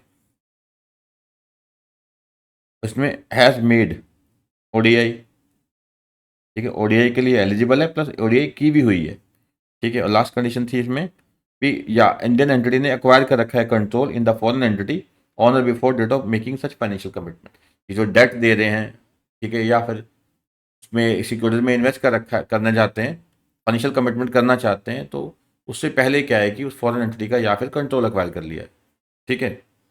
नेक्स्ट है, अब ये इंडियन एंटिटी फॉरेन एंटिटी का मीनिंग क्या है, ठीक है, ये एग्जाम में पूछा जा सकता है, इजी है, रिलेवेंट है, ठीक है। अब जो बार बार हम बात कर रहे हैं कि इंडियन एंटिटी फॉरेन एंटिटी में क्या करती है, ओडीआई, तो ये तो पता होना इंडियन एंटिटी क्या है, फॉरेन एंटिटी क्या है, ठीक है। तो Indian entity means a company defined under the companies act, अब आपको पता ही है सेक्शन 2 क्लोज 20 कंपनीज एक्ट 2013 का, company means companies incorporated under this act or under previous company law. Company हम किसको मानते हैं, जो कंपनी बनी है कंपनीज एक्ट 2013 के तहत, या सिर्फ पुराने जो एक्ट है कंपनीज एक्ट उसके तहत कंपनी जो बनी है, या फिर क्या है कि कोई बॉडी कॉर्पोरेट है incorporated by any law for the time being in force, कोई भी जो बॉडी कॉर्पोरेट क्या है, कोई भी सेपरेट लीगल एंटिटी, ठीक है। उसके अलावा एलएलपी होगी अंडर द एलएलपी एक्ट हो गया, या पार्टनरशिप फर्म हो गया under the Indian partnership act, ठीक है। तो इंडियन एंटिटी की बात आएगी तो क्या याद रखना है, कंपनी, एलएलपी, फर्म, ठीक है। Company under the companies act 2013 हो गया, ठीक है। एलएलपी एक्ट 2008 हो गया, फर्म आपको पता ही है पार्टनरशिप एक्ट 1932 हो गया, या कोई और बॉडी कॉर्पोरेट, ठीक है। चलिए, जो इनकॉर्पोरेट हुई है under any law for the timing in force, यानी कि जो इंडियन एंटिटी है वो अनइनकॉर्पोरेटेड नहीं होनी चाहिए, ऐसा नहीं कि जो अनरजिस्टर्ड है। सिर्फ पार्टनरशिप है, पार्टनरशिप में ऑप्शन होती है रजिस्ट्रेशन करवाओ ना करवाओ, बट कहते हैं नहीं, पार्टनरशिप जो है रजिस्टर्ड है वही ओडीआई कर सकती है, ठीक है जी। नेक्स्ट है फॉरेन एंटिटी क्या होती है, ठीक है, कोई भी एंटिटी जो रजिस्टर्ड हो, ठीक है, फॉर्म्ड हो, रजिस्टर्ड हो या इनकॉर्पोरेटेड हो इंडिया के बाहर, ठीक है, इंक्लूडिंग आईएफएससी इन इंडिया, जैसे मैंने बताया कि international financial service centre in India एक ही है अभी तो, गुजरात में है, ठीक है, अभी एक ही है बेटा, गुजरात में है इंटरनेशनल फाइनेंशियल सर्विस सेंटर, ठीक है। उसे हम क्या मानते हैं, फॉरेन एंटिटी मान लेते हैं, फॉरेन, ठीक है, एंटिटी मानेंगे यहाँ पे, याद रखना, दैट हैज़ लिमिटेड लेबिलिटी, ठीक है। फॉरेन एंटिटी क्या होगी, कोई भी एंटिटी जो इंडिया के बाहर रजिस्टर्ड या अनकॉर्पोरेट हुई है, ठीक है, इसमें आईएफएससी भी आ जाएगा, पर ध्यान रखना है कि फॉरेन एंटिटी की जो लिबिलिटी है वो लिमिटेड होनी चाहिए। अब लिमिटेड लिबिलिटी का मतलब क्या है, एक ऐसा स्ट्रक्चर जहाँ पे लिमिटेड लिबिलिटी कंपनी है जैसे, या एलएलपी एक्सेट्रा, जहाँ पे पर्सन रेजिडेंट इंडिया की लिबिलिटी बिल्कुल साफ साफ बताई गई हो और लिमिटेड होनी चाहिए, यानी कि यहाँ के पर्सन की लिबिलिटी अनलिमिटेड ना हो, ठीक है। In case of foreign entity being an investment fund और व्हीकल, ठीक है, अगर मान लीजिए बाहर की जो फॉरेन एंटिटी है वो एक इन्वेस्टमेंट फंड है जिसमें हम पैसा लगाते हैं, या कोई एक तरह से स्पेशल पर्पस व्हीकल टाइप है, तो ड्यूली रेगुलेट किया जा रहा है वहाँ के रेगुलेटर के द्वारा for the financial sector in the host jurisdiction and set up as a trust outside India, the ability of PRI shall be clear and limited, not exceeding the interest or contribution in the fund in any manner, ठीक है। तो कहते हैं कि अगर जो foreign entity एक तरह से किसी इन्वेस्टमेंट फंड के रूप में है, वो कंपनी के रूप में नहीं है, ठीक है, इन्वेस्टमेंट फंड या व्हीकल के रूप में है, ठीक है, तो और वो प्रॉपर रेगुलेट भी की जा रही है उस फॉरेन कंट्री के जो वहाँ के जो भी रेगुलेशन है उसके तहत, ठीक है। तो उसके इसमें इंडिया का जो पर्सन है, ठीक है, पीआरआई है, तो उसकी लिबिलिटी क्लियर होनी चाहिए, लिमिटेड होनी चाहिए, मैक्सिमम कितनी हो सकती है, जितना इंटरेस्ट या कॉन्ट्रीब्यूशन उस व्यक्ति ने उस फंड में किया हुआ है, ठीक है। फर्दर जो ट्रस्टी है of such fund shall be a person resident outside India, जो बाहर जो फंड है जिसमें पैसा लगा रहा है पीआरआई, तो उस जो ट्रस्ट है उस फंड का जो ट्रस्टी है वो पीआरओ होना चाहिए, ठीक है, पर्सन रेजिडेंट आउटसाइड इंडिया, ठीक है जी। क्लियर हो गया ये आपको, ठीक है। इंडियन एंटिटी फॉरेन एंटिटी में क्या अंतर है, इंडियन एंटिटी क्या है, कंपनी है, एलएलपी है, पार्टनरशिप फर्म है, या बॉडी कॉर्पोरेट, ये सब रजिस्टर्ड होने चाहिए अपने अपने रेलिवेंट एक्ट के तहत, ठीक है। फॉरेन एंटिटी क्या है कि कोई भी एंटिटी जो इंडिया के बाहर फॉर्म की गई है, किसी फॉरेन कंट्री में फॉर्म्ड है या रजिस्टर्ड है या इनकॉर्पोरेटेड है, इसमें आईएफएससी इन इंडिया भी बीच में आ जाएगा, ठीक है। चलिए, अब कहते हैं कि ओडीआई ये इंपॉर्टेंट है, ईजी है, इंपॉर्टेंट है। कहते हैं कि ओडीआई के जो रेगुलेशंस हैं ये कहाँ अप्लाई नहीं होते, investment made by a financial institution in IFSC, ठीक है, एक फाइनेंशियल इंस्टीट्यूशन है, वो जब आईएफएससी में पैसा लगाता है, इंटरनेशनल फाइनेंशियल सर्विस सेंटर में पैसा लगाता है, वहाँ नहीं अप्लाई होंगे। एक्विजिशन और transfer of any investment outside India made out of RFC, ठीक है, रेजिडेंट फॉरेन करेंसी अकाउंट में से पैसा लगाएगा एक रेजिडेंट इंडिया, तो नहीं अप्लाई होगा। और एक्विजिशन और transfer of any investment outside India made out of foreign currency resources held outside India by a person who is India में एम्प्लॉयड है जो, for a specific duration irrespective of the length thereof, और for a specific job और assignment duration, but ये ध्यान रखना 3 साल से ज़्यादा नहीं होनी चाहिए। यानी इंडिया में कोई बंदा काम कर रहा है, ठीक है, इंडिया में कोई बंदा बाहर काम कर रहा है, ठीक है, बाहर का कोई बंदा इंडिया में काम करता है मान लो, तो उसका एक बाहर फॉरेन करेंसी अकाउंट है, ठीक है, उसमें से बाहर वो पैसा लगा देता है कि नहीं। कहते हैं एक्विजिशन और transfer of any investment outside India, लगा कहाँ से रहा है वो, made out of foreign currency resources held outside India by person who is employed in India for specific duration, बैठा तो वो इंडिया में है तो स्पेसिफिक ड्यूरेशन के लिए, पर मैक्सिमम 3 साल के लिए बैठा होना चाहिए, ठीक है। तो कोई व्यक्ति मान लो जैसे यहाँ पे जॉब कर रहा है इंडिया में, ठीक है, तो मैक्सिमम कितने साल की जॉब होनी चाहिए, 3 साल के लिए काम कर रहा है। अब उसके बाहर रिसोर्सेज हैं, बाहर कोई रिसोर्सेज है, उसमें से वो पैसा बाहर लगाता है फॉरेन एंटिटी में, उस पर ये अप्लाई नहीं होगा, ठीक है। एक्विजिशन या transfer of any investment outside India made in accordance with section 6 subsection 4 of FEMA, that means where investment is for current security या any immovable property situated outside India was acquired when the person was resident outside India or inherited from a person who was resident outside India, ठीक है। तो बहुत simple simple point है बेटा, आप ये समझिए, मैं समझाता हूँ कैसे याद करना है। अगर एक PRI है, पर्सन रेजिडेंट इंडिया है, वो पैसा लगाता है IFSC में जो इंडिया में है, invest international financial service centre in India, ठीक है, तो यहाँ पे ODI के जो रेगुलेशंस वो अप्लाई नहीं होते। या फिर कहते हैं कि जो पर्सन पैसा लगा रहा है, ठीक है, वो RFA जो है, RFC है अकाउंट है, रेजिडेंट फॉरेन करेंसी अकाउंट, उसमें लगा रहा है, या जो प्रॉपर्टी है जो पैसा लगाया है, इन्वेस्टमेंट है, ठीक है, बाहर से कोई प्रॉपर्टी थी, ठीक है, या कोई प्रॉपर्टी थी या कोई इन्वेस्टमेंट है जो बंदे को इनहेरिट हुई है, इनहेरिटेड है, या बाद किसी रिलेटिव वगैरह से कोई गिफ्ट मिली है, ठीक है, तो कोई दिक्कत नहीं है। अब मैं यहाँ बैठा हूँ आराम से, तो मेरी एक प्रॉपर्टी है बाहर मान लो $1 मिलियन की, और मेरा भाई वहाँ रहता, मुझे गिफ्ट कर दी, क्या दिक्कत है, तो कोई ODI के रूल्स अप्लाई नहीं होंगे, ठीक है।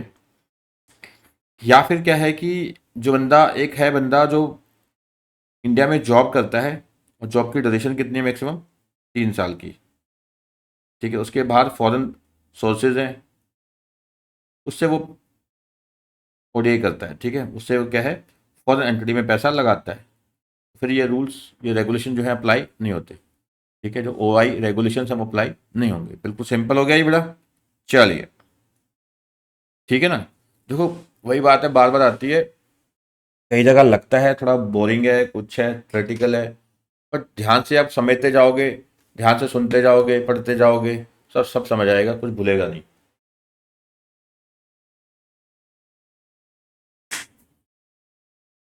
चलिए बेटा, क्योंकि एग्जाम में ऐसा नहीं होता है कि जो टफ है टॉपिक, जो लग रहा है कि हाँ भाई टिपिकल है वही आएंगे, एग्जाम में तो कुछ भी नहीं, कुछ भी आ सकता है।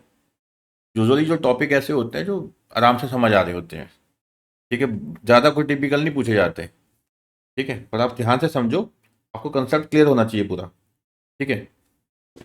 नेक्स्ट है, no person resident India shall make ODI in a foreign entity engage in, prohibition की बात कर रहे हैं, ठीक है, जो रियल एस्टेट एक्टिविटी है उसमें पैसा नहीं लगा सकते। PRI कभी भी क्या है, जो रियल एस्टेट एक्टिविटी है उसमें पैसा नहीं लगाएगा, ठीक है। हम ये बात कर रहे थे कि जैसे मुझे मान लीजिए बाहर से गिफ्ट मिल गया, कोई मुझे बाहर से इनहेरिटेंस में कुछ मिल गया, या बाय गिफ्ट कुछ मिल गया, दैट इज सेपरेट इशू, ठीक है। रियल एस्टेट एक्टिविटी में नहीं लगा सकते कि प्रॉपर्टी खरीदी बेची ऐसा कुछ किया, गैम्बलिंग तो बिल्कुल भी नहीं, ठीक है। Dealing with financial products link to Indian rupee without specific approval from RBI, ठीक है, जैसे रुपी लिंक्ड कोई होता है सिस्टम, ठीक है, वो नहीं कर सकते आप, ठीक है। तो फाइनेंशियल कोई प्रोडक्ट्स हैं जैसे इक्विटी शेयर्स हैं, ठीक है, बॉन्ड्स हैं, तो अगर वो इंडियन रुपी में लिंक्ड है, मान लो इंडियन रुपी में डिनोमिनेटेड है वो, तो उसमें आप डील नहीं कर सकते, करना है तो पहले RBI की अप्रूवल लेनी पड़ेगी, ठीक है। फिर कहते हैं कि ODI इन स्टार्टअप, अगर आप ओवरसीज डायरेक्ट इन्वेस्टमेंट करना चाहते हैं इंडिया के बाहर, वो भी स्टार्टअप कंपनीज में, तो कर सकते हैं। बट आपकी जो यहाँ की कंपनी है, इंडियन एंटिटी है या कोई ग्रुप कंपनी है या एसोसिएट कंपनीज इंडिया में है, उनके जो इंटरनल अप्रूवल्स है, ठीक है, जो अपनी उनकी कमाई हो रही है, ठीक है, उस अपनी उस प्रॉफिट में से कर सकते हैं, ना कि बैंकों से लोन वगैरह लेके, ठीक है। And in case of resident individuals from own funds of such individual, मुझे बाहर अगर किसी स्टार्टअप कंपनी में पैसा लगाना है तो मैं अपने फंड्स जो हैं वो लगाऊं, ना कि बैंकों से उधारा लेके, किसी से लोन लेके, ठीक है। तो यानी आप समझ गए कि अगर स्टार्टअप कंपनी में पैसा लगाना है बाहर, तो कोई एंटिटी है, कंपनी वगैरह है, ठीक है, इंडियन एंटिटी है, उनकी जो इंटरनल अक्रूवल्स हैं, जो उनके पास जो इनकम से आ रहा है, ठीक है, वो लगा सकते हैं, ठीक है। इंडिविजुअल है तो वो अपने ओन जो उसके सोर्सेज हैं वो इन्वेस्ट करे, ना कि उधार पे ले लोन वगैरह, ठीक है। याद रखना, ये सिंपल है। चलिए बेटा, नेक्स्ट है PRI, person resident in India shall not make financial commitment in a foreign entity that has invested or invested into India at the time of making such financial commitment or at any time thereafter, either directly or indirectly, resulting in a structure with more than 2 layers of subsidiaries। ठीक है, तो कहते हैं कि जो PRI है वो ऐसी किसी फॉरेन एंटिटी में फाइनेंशियल कमिटमेंट ना करे, यानी उनको लोन ना दे या उनके डेट इंस्ट्रूमेंट में ना अक्वायर करे, जिसने क्या है दैट हैज़ इन्वेस्टेड, जिस फॉरेन एंटिटी ने इंडिया में निवेश कर रखा है, invested or invest into India at the time of making such financial commitment या at any time thereafter. तो मतलब यहाँ की कोई कंपनी बाहर किसी कंपनी में फाइनेंशियल कमिटमेंट करना चाहती है, ठीक है, तो वो पहले ही इंडिया में क्या है इन्वेस्ट कर चुकी है या कर रही है अभी, ठीक है। तो मतलब क्रॉस नहीं होना चाहिए, ठीक है, आइदर डायरेक्टली या इनडायरेक्टली, ठीक है, ना डायरेक्टली जो जिसने बाहर की कंपनी ने इंडिया में डायरेक्टली या इनडायरेक्टली पैसा लगा रखा है जिसने पहले, तो मतलब हम उसी कंपनी में बाहर पैसा ना लगा दें, वो तो एक तरह से रूटिंग ऑफ फंड्स हो जाएगा, ठीक है। मतलब हम यहाँ डायरेक्ट तो लगा नहीं रहे, बट हम बाहर की कंपनी में लगा रहे हैं और बाहर वाली यहाँ पे लगा रही है, तो वो नहीं होना चाहिए, ठीक है। और इससे हो क्या रहा है कि इंडिया में जो है स्ट्रक्चर ऐसा बन गया है, दो या दो से ज़्यादा सब्सिडरी बन गई हैं, बाहर की कंपनी यहाँ पैसा लगा रही है, ठीक है, और उसके जो जिसने लगा रही है, ठीक है, वो एक कंपनी है, उसके आगे एक सब्सिडरी कंपनी, उसके आगे एक सब्सिडरी कंपनी है, तो 2 लेयर तक पैसा लगा सकती है कंपनी में, ठीक है। प्रोवाइडेड दैट पर सच लेयर अप्लाई नहीं होती जहाँ पे कंपनी क्या है, यहाँ बैंकिंग कंपनी है या NBFC है, ठीक है, या इंश्योरेंस कंपनी है या गवर्नमेंट कंपनी है। बैंकिंग है, NBFC है, इंश्योरेंस कंपनी है, गवर्नमेंट कंपनी है, ठीक है। तो पैसा कहाँ कहाँ नहीं लगाना, रियल एस्टेट एक्टिविटी में नहीं लगाना, गैम्बलिंग में नहीं लगाना, ठीक है, कोई ऐसी एक्टिविटी जो प्रोहिबिटेड है उसमें नहीं लगाना।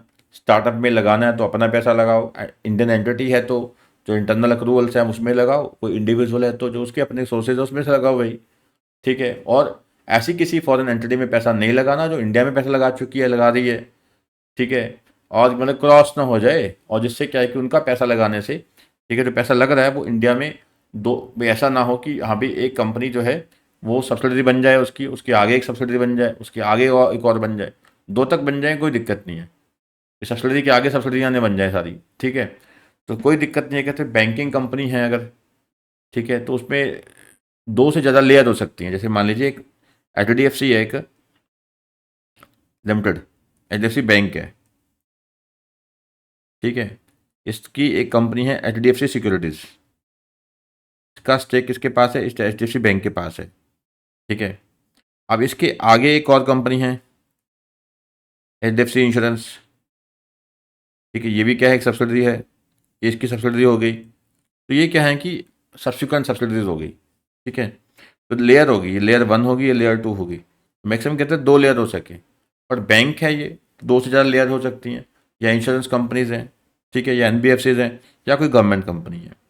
और रियल एस्टेट एक्टिविटी कहते हैं क्या होते हैं जो प्रोहिबिटेड है, means buying and selling of real estate or trading in transferable development rights but does not include the development of townships, constructions of residential or commercial premises, roads or bridges for selling or leasing, ठीक है। तो real estate activity में कहते हैं कि क्या आएगा क्या नहीं आएगा, ठीक है। तो यहाँ पे साफ साफ बोलते हैं कि आप रियल एस्टेट खरीदते बेचते हो वो नहीं आएगा, वो आएगा सॉरी, या आप जो TDR हैं, ट्रांसफरेबल डेवलपमेंट राइट्स होते हैं, जैसे गवर्नमेंट कोई सड़क बनाने के लिए आपसे जगह अक्वायर कर लेती है और उसके बदले आपको TDR दे देती है, ठीक है, उसके लिए बदले आपको कोई टीडीआर अलाउ कर देती है, दे देती है, तो वो क्या है, ठीक है, राइट्स है, वो आएगा इसमें रियल एस्टेट एक्टिविटी में। बट क्या नहीं आएगा, कोई आप टाउनशिप डेवलप करते हो, या रेजिडेंशियल या कमर्शियल प्रेमिसेस डेवलप करते हो, कंस्ट्रक्ट करते हो, या रोड हैं, ब्रिजेस हैं, ठीक है, उसको आप डेवलप करते हो फॉर सेलिंग या लीजिंग, तो वो इसमें नहीं आएगा, वो अलाउड है। यानी यहाँ की अगर इंडियन एंटिटी बाहर किसी फॉरेन एंटिटी में पैसा लगाती है, जो फॉरेन एंटिटी इसमें एंगेज्ड है, ठीक है, रियल एस्टेट सेक्टर में एंगेज्ड है, यानी कि वो टाउनशिप्स डेवलप करती है या रोड्स इंफ्रास्ट्रक्चर डेवलप करती है, तो कोई दिक्कत नहीं है। ठीक है, अगर वो ऐसा काम करते थे, प्रॉपर्टी खरीदी बेची, तो फिर नहीं लगा सकते। ठीक है ना। चलिए, नेक्स्ट है ऑटोमेटिक रूट। अब ऑटोमेटिक रूट क्या होता है कि जहाँ पे आपको गवर्नमेंट की अप्रूवल नहीं चाहिए, गवर्नमेंट की अप्रूवल नहीं चाहिए, ठीक है। और अप्रूवल रूट क्या है कि जहाँ पे चाहिए, DPIIT जो है यहाँ पे, ठीक है, तो उसकी अप्रूवल चाहिए। ठीक है। Rule 9 of OI rule 2022 lays down the general rule for overseas investment under automatic route. ठीक है, जो OI रूल 2022 हैं, ये ले डाउन करते हैं general rule for overseas investment under the automatic route. ठीक है, subject to the prescribed limits and conditions any overseas investment by a PRI। कोई भी कहते हैं कि PRI इन्वेस्टमेंट करना चाहता है बाहर, ठीक है, shall be made in the foreign entity engage in bona fide business activity. उसी फॉरेन एंटिटी में आप लगाइए पैसा तो बोनाफाइड बिजनेस एक्टिविटी में एंगेज्ड है। ठीक है, आप डायरेक्टली या थ्रू स्टेप डाउन सब्सिडी लगा सकते हैं या स्पेशल पर्पस व्हीकल। ठीक है जी, तो पैसा आप लगाना है उसी एंटिटी में लगाइए जो क्या है, बोनाफाइड बिजनेस एक्टिविटी में एंगेज्ड है। ठीक है जी। सब स्टेप डाउन सब्सिडी क्या होता है यहाँ पे, कहते हैं पैसा लगाना है कैसे, डायरेक्टली लगा सकते हैं जैसे, ठीक है, या स्टेप डाउन सब्सिडी के जरिए लगा सकते हैं, या किसी SPV के जरिए लगा सकते हैं। अब स्टेप डाउन सब्सिडी क्या है, in respect of foreign entity has been defined as the entity in which the foreign entity has control. जैसे हम पैसा लगा रहे हैं, इंडियन कंपनी है ये, इंडियन एंटिटी है, ठीक है, ये कहाँ लगा रही है इन्वेस्टमेंट, ओवरसीज इन्वेस्टमेंट कहाँ कर रही है, फॉरेन एंटिटी में। अब एक बाहर एक कंपनी है, ठीक है, जिसके ऊपर कंट्रोल किसका है, इस फॉरेन एंटिटी का, इसे हम क्या बोलेंगे, स्टेप डाउन सब्सिडी। ठीक है, स्टेप डाउन सब्सिडी बोल देंगे इसे। ठीक है ना। तो कहते हैं कि जो भी आप इन्वेस्ट करना चाहते हो बाहर, वो डायरेक्ट कर सकते हो एक एंटिटी में, फॉरेन एंटिटी में, या स्टेप डाउन सब्सिडी के जरिए कर सकते हैं, या किसी स्पेशल पर्पस व्हीकल के जरिए भी आप कर सकते हैं। ठीक है। For investment made through step down subsidy to qualify as overseas investment and be permissible under OI rules, the step down subsidiary shall comply with the structural requirement of foreign entity, that is, it shall have a limited liability। तो साथ में कहते हैं कि ये Indian entity इसमें पैसा तब लगा सकती है स्टेप डाउन सब्सिडी में अगर ये में जो स्ट्रक्चर है वो लिमिटेड लिबिलिटी वाला हो। ठीक है, जैसे कि ये कंपनी हो, LLP हो, ठीक है, ये क्या है कि लिमिटेड लिबिलिटी स्ट्रक्चर इसका होना चाहिए। ठीक है जी, तो बिल्कुल सिंपल हो गया ये सारा कॉन्सेप्ट। नेक्स्ट है, अब कहते हैं कि पॉसिबल है कि to invest in a foreign holding company यानी SPV which has one of the more layers of foreign subsidiaries as long as the ultimate foreign subsidiary is engage in the bona fide business activity. तो कहते हैं कि बाहर अगर मतलब कि एक से ज़्यादा लेयर है फॉरेन सब्सिडरीज की, एक फॉरेन एंटिटी है, उसकी आगे सब्सिडरी, उसकी आगे सब्सिडरी, ऐसे एक से ज़्यादा सब्सिडरीज हैं, चलेगा, उसमें आप लगा सकते हो। पर ध्यान ये रखना है कि जो अल्टीमेट फॉरेन सब्सिडरी है वो बोनाफाइड बिजनेस एक्टिविटी में एंगेज हो, यानी स्पेकुलेटिव एक्टिविटी में एंगेज ना हो। ठीक है। अब बोनाफाइड बिजनेस एक्टिविटी क्या है, जो वहाँ के नियमों के तहत अलाउड है। ठीक है, has been defined as the any business activity permissible under any law in force in India and the host country jurisdiction. जो इंडिया में भी अलाउड है बिजनेस एक्टिविटी, और उस पर्टिकुलर विदेश जहाँ पे ये फॉरेन एंटिटी है वहाँ भी अलाउड है ये बिजनेस एक्टिविटी, उसे हम बोलेंगे बोनाफाइड बिजनेस एक्टिविटी। ठीक है। कंट्रोल का मतलब क्या है, right to appoint majority of the directors और कंट्रोल द मैनेजमेंट और पॉलिसी डिसीजन। तो 3 प्रकार से कंट्रोल आ सकता है, यानी कि जब एक एंटिटी के पास दूसरी एंटिटी में मेजोरिटी ऑफ द डायरेक्टर्स को अपॉइंट करने की पावर है, या फिर मैनेजमेंट को कंट्रोल करने की पावर है, ठीक है, या फिर क्या है, पॉलिसी डिसीजंस कंट्रोल करने की पावर है। ठीक है, तो तब क्या हम कहेंगे कि एक एंटिटी के बाद दूसरी एंटिटी में कंट्रोल है। ठीक है, तो ऑटोमेटिक रूट में क्या आया, यहाँ पे कहते हैं कि देखिए ओवरसीज जो इन्वेस्टमेंट है, जो पीआरआई किसी फॉरेन एंटिटी में इन्वेस्टमेंट करता है, तो ध्यान रखना है कि जो फॉरेन एंटिटी है वो जेन्युइन बिजनेस एक्टिविटी में, यानी बोनाफाइड बिजनेस एक्टिविटी में एंगेज होना चाहिए। और बोनाफाइड बिजनेस एक्टिविटी क्या है? जो हमारी गवर्नमेंट और बाहर की गवर्नमेंट दोनों अलाउ करती है, जहाँ पे ये फॉरेन एंटिटी है वहाँ की सरकार और हमारी सरकार भी क्या है उस एक्टिविटी को अलाउ करती है। और ये फॉरेन एंटिटी में जो हम इन्वेस्टमेंट कर रहे हैं ओडीआई, ठीक है, ये डायरेक्ट कर सकते हैं या थ्रू स्टेप डाउन सब्सिडरी कर सकते हैं या किसी स्पेशल पर्पस व्हीकल के जरिए कर सकते हैं। ठीक है। अब स्टेप डाउन सब्सिडरी क्या है कि एक ऐसी सब्सिडरी कंपनी, एक ऐसी बाहर एंटिटी या सब्सिडरी कंपनी जिसमें क्या है कि फॉरेन एंटिटी का कंट्रोल है। ठीक है।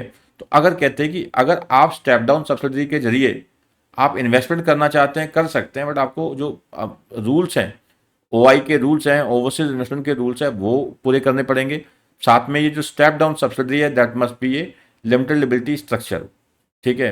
यानी कि लिमिटेड लिबिलिटी वाली वो कंपनी होनी चाहिए। ठीक है। उसके बाद कहते हैं कि आप फॉरेन होल्डिंग कंपनी में, ये पॉइंट है, अगर आप फॉरेन होल्डिंग कंपनी है उसमें लगाना चाहते हैं पैसा, वो लगा सकते हैं, कोई दिक्कत नहीं है। पर जो अल्टीमेट इसकी आगे फॉरेन सब्सिडरी कंपनी है वो वही बोनाफाइड बिजनेस एक्टिविटी में एंगेज हो। ठीक है। चलिए, ये हमने बात कर ली बोनाफाइड बिजनेस एक्टिविटी। कंट्रोल आप समझ ही गए। कंट्रोल तीन प्रकार से आ सकता है। एक तो एक एंटिटी के पास दूसरी कंपनी के मेजोरिटी ऑफ द डायरेक्टर्स को अपॉइंट करने की पावर है, या बिजनेस डिसीजन मैनेजमेंट को कंट्रोल करने की पावर है, या पॉलिसी डिसीजन को कंट्रोल करने की पावर है। ठीक है। देखिए, मैं अपनी तरफ से इस चैप्टर को काफ़ी अच्छे से समझाने की कोशिश कर रहा हूँ। अब ये आप पे डिपेंड करता है कि आप इसको किस तरीके से आप पढ़ते हैं, किस तरीके से इसको आप कवर करते हैं। ठीक है ना। तो मैं वही कह रहा हूँ स्टार्टिंग से कि इसको थोड़ा सा बस रिवाइज कीजिएगा, पढ़ने के बाद एक बार अच्छे से इसको रिवाइज करिएगा। ठीक है। चलिए, नेक्स्ट है approval route. Rule 9 of the OI rules 2022। एक हमने पढ़ लिया ऑटोमेटिक, नेक्स्ट है approval. Provide that overseas investment under the automatic route will not be made into a company incorporated in Pakistan। ठीक है। पाकिस्तान में जो है जब आप इन्वेस्ट करोगे तो वो हमेशा अप्रूवल रूट में ही आएगा। ठीक है। Including bye way of swap of securities. आप बेशक डायरेक्ट इन्वेस्टमेंट नहीं भी करते, वो बेशक आप उनकी सिक्योरिटीज ले लो, वो आपकी सिक्योरिटीज ले लें, तो वो भी अलाउड नहीं है। ठीक है। और such other country as may be decided by CG from time to time. ठीक है जी। तो ओवरसीज डायरेक्ट ओवरसीज इन्वेस्टमेंट करनी है जो पाकिस्तान में, ठीक है, या कोई और कंट्री जिसको सीजी प्रिस्क्राइब करेगी, तो वो अप्रूवल लेनी ही पड़ेगी, उसके लिए गवर्नमेंट की अप्रूवल चाहिए। ठीक है। OI rule provide for investment that will require prior approval of CG, RBI and NOC from landers bank regulatory bodies. OI rules read with OI directions provide that, ठीक है, अप्रूवल फ्रॉम सेंट्रल गवर्नमेंट। ये थोड़ा ध्यान से समझना कि जहाँ पे कहते हैं कि किसी स्पेसिफिक कंट्री में, जैसे पाकिस्तान की हमने बात की, तो वहाँ इन्वेस्ट करना है तो आपको क्या चाहिए? अप्रूवल चाहिए। या स्पेसिफिक कोई स्ट्रेटजिक सेक्टर है, जैसे कि स्ट्रेटजिक कोई सेक्टर है तो वहाँ लगाना है तो वहाँ भी किसकी अप्रूवल चाहिए? गवर्नमेंट की अप्रूवल चाहिए। ठीक है, गवर्नमेंट की अप्रूवल चाहिए। ठीक है। पर जो वैल्यू है, वैल्यू जैसे एक्सीडिंग $1 बिलियन है, तो वहाँ फिर सीधा आरबीआई की अप्रूवल ले लो आप। ठीक है जी। यानी कि दो बातें हैं, एक तीन बातें हैं। एक है ज्योग्राफी, ठीक है, ज्योग्राफिकल एरिया हो गया। दूसरा स्ट्रेटजिक सेक्टर हो गया। ठीक है, ऐसा कोई सेक्टर जो स्ट्रेटजिकली इंपॉर्टेंट है। तीसरा है वैल्यू। वैल्यू मतलब इन्वेस्टमेंट कितनी है? ओवरसीज इन्वेस्टमेंट $1 बिलियन से ज़्यादा है। ठीक है। तो इन दो केसेस में एरिया की बात आएगी या स्ट्रेटजिक सेक्टर की बात आएगी, तो फिर वो अप्रूवल किसकी चाहिए? सीजी की। या वैल्यू की बात आएगी तो अप्रूवल किसकी चाहिए? आरबीआई की। उसके अलावा जब आपने लोन ले रखा है, आपका खाता एनपीए हो रखा है, नॉन परफॉर्मिंग एसेट हो रखा है, या आपको विलफुल डिफॉल्टर डिक्लेयर कर रखा है, ठीक है, फिर आपको फिर बैंक की अप्रूवल भी लेनी पड़ेगी। ठीक है। चलिए, तो कहते हैं कि OI rules read with OI directions provide that approval for from central government application for overseas investment including financial commitment in Pakistan या अदर कंट्री जो रिस्ट्रिक्ट की गई है गवर्नमेंट के द्वारा, ठीक है, फ्रॉम टाइम टू टाइम। या फिर एक तो हो गया एरिया, हो गया पाकिस्तान है, या कोई और कंट्री जो सीजी प्रिस्क्राइब करेगी उस केस में, प्लस जो स्ट्रेटजिक सेक्टर्स हैं, वो हमने पढ़ा था स्ट्रेटजिक सेक्टर क्या है, ठीक है, ऑयल गैस वगैरह। ठीक है। या कुछ स्पेसिफिक जियोग्राफीज हैं beyond the prescribe limits shall be made to CG. ठीक है। तो एप्लीकेशन लगानी किसको है? सेंट्रल गवर्नमेंट को लगानी है, अगर आप किस में कवर हो रहे हैं, आपकी जो इन्वेस्टमेंट है अप्रूवल रूट में कवर होती है। to CG through the RBI. As such, the application shall be forwarded by authorized dealer banks to RBI for onward submission to CG.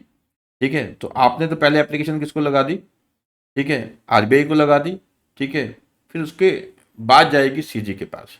तो ऑथराइज डीलर जो है वो आरबीआई को देगा, ठीक है, आरबीआई आगे इसको सीजी को दे देगा। मतलब एप्लीकेशन जानी सीजी को है, बट किसके जरिए जाएगी, ठीक है। अब हम डायरेक्टली कहाँ डील करेंगे सीजी को, ठीक है, तो कहते हैं कि आप ऑथराइज डीलर बैंक को दे दो, वो देख लेगा भाई ये तो अप्रूवल रूट में है, ठीक है, वो आरबीआई को फॉरवर्ड कर देगा, आरबीआई आगे गवर्नमेंट को फॉरवर्ड कर देगी ऐसे, ठीक है, जहाँ पे अप्रूवल रूट में आ रहा है। जहाँ अप्रूवल फ्रॉम आरबीआई है, ठीक है, यहाँ गवर्नमेंट का रोल नहीं रह जाएगा, ठीक है, यहाँ वैल्यू का सिस्टम है सिर्फ।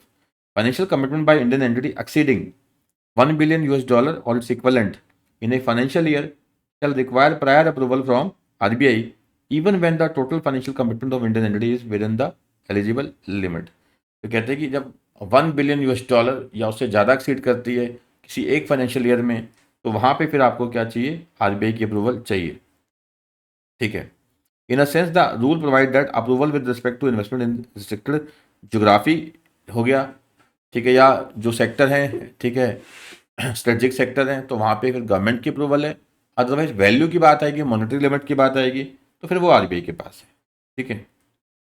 OI rules empowers the CG to prescribe countries और जुडिक्शन, जो पढ़ लिया हमने, पाकिस्तान वगैरह हो गया, वही इसका एक चार्ट बना हुआ है। परमिशन फॉर मेकिंग ओआई, ठीक है, अगर आपको ओवरसीज इन्वेस्टमेंट करनी है, अगर आप कहाँ करते हैं, पाकिस्तान में जो अदर स्पेसिफाइड जुरिडिक्शन है, ठीक है, तो फिर आपको सीजी की अप्रूवल चाहिए। और जहाँ पे लिमिट एक्सीड करते हैं $1 बिलियन से, तो फिर आपको आरबीआई की अप्रूवल चाहिए। और जहाँ पे ये हमने आगे पढ़ना है एनओसी वाला केस, ठीक है, जहाँ पे कहता है कि आपका अकाउंट एनपीए हो चुका है या विलफुल डिफॉल्टर डिक्लेयर कर दिए गए, फिर बैंक की अप्रूवल चाहिए, या इन्वेस्टिगेशन चल रही है किसी रेगुलेटरी अथॉरिटी के अंदर, तो उसकी अप्रूवल चाहिए, ठीक है, ये भी इन्वेस्टिगेशन का ही आ गया। नो ऑब्जेक्शन सर्टिफिकेट, अगर नॉन परफॉर्मिंग एसेट है, ठीक है, या फिर विलफुल डिफॉल्टर डिक्लेयर कर दिया, या इन्वेस्टिगेशन चल रही है सीबीआई की, सीडी ईडी की, SFIO serious fraud investigation office, तो एनओसी लेनी पड़ेगी कंसर्न बैंक से, रेगुलेटर से, या इन्वेस्टिगेटिंग एजेंसी जिसके पास भी ये है सब कुछ। अगर आप डिफॉल्टर हैं, विलफुल डिफॉल्टर हैं, या एनपीए अकाउंट, तो बैंक की चाहिए भाई, ठीक है, या फिर अगर आपका भाई केस चल रहा है सीबीआई के पास, तो सीबीआई की अप्रूवल चाहिए ऐसा इन्वेस्टमेंट करने से पहले। Given that this requirement is only for financial commitment, it seems to not be applicable for overseas portfolio investment, ठीक है, ये कंडीशन जो है कहते हैं फाइनेंशियल कमिटमेंट के लिए है, ठीक है, स्पेसिफिकली फाइनेंशियल कमिटमेंट लिखा है, उसके बाकी नहीं लिखा ओवरसीज पोर्टफोलियो इन्वेस्टमेंट के बारे में। तो मतलब ये पोर्टफोलियो इन्वेस्टमेंट जो है उस पर अप्लाई नहीं हो रही, ठीक है, सेकेंडरी मार्केट में पैसा लगाना है उस पर अप्लाई नहीं हो रही। डीम्ड कंसेंट, अब कहते हैं कि चलो आपने बैंक से एनओसी मांगी, या रेगुलेटर था या इन्वेस्टिगेटिंग अथॉरिटी, आपने उससे क्या है एनओसी मांगी कि हमें अप्रूवल दीजिए, अगर वो 60 डेज में रिप्लाई नहीं करते तो माना जाएगा कि उन्होंने कंसेंट दे दी है, ठीक है। जहाँ पे कहते हैं कि फिर N Indian entity has already issued A guarantee in accordance with the OI rules before N investigation has begin.